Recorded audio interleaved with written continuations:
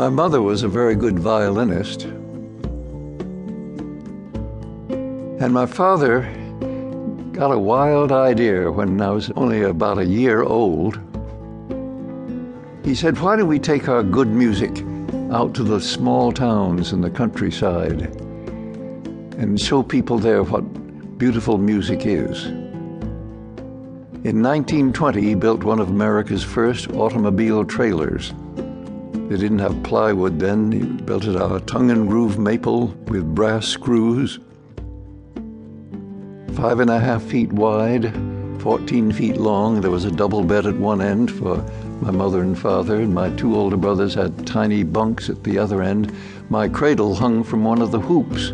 It looked more like a covered wagon, but it was pulled by a Model T Ford, a 6-foot steel drawbar, 4 big wheels with solid rubber tires, and a 5-foot platform which could be slid under the trailer when they were traveling, but when they parked on level ground, it could be pulled out and the 2 corners held up by jacks, so it was absolutely level, and my mother would stand there playing the violin.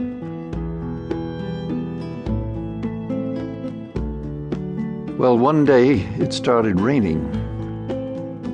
The roads were not paved back in 1920, except in the cities.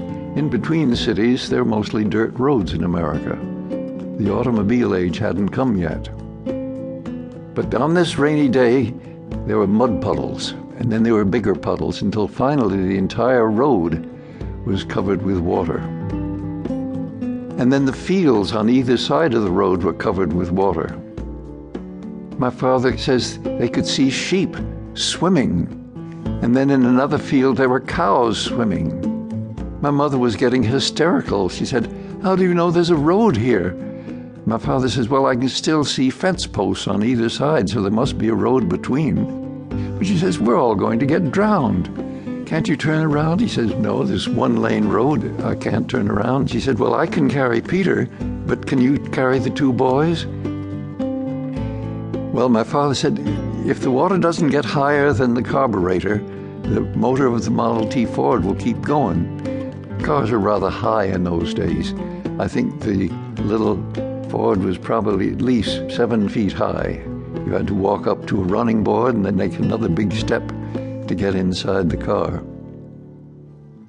In the distance, they could see the road rising out of the water. There were some trees, and sure enough, they were saved this time. But my mother put her foot down and says, Charlie, we're going back to New York. We can both get jobs teaching back there. And this wild idea of playing Bach and Beethoven and Tchaikovsky and Chopin, it's not working.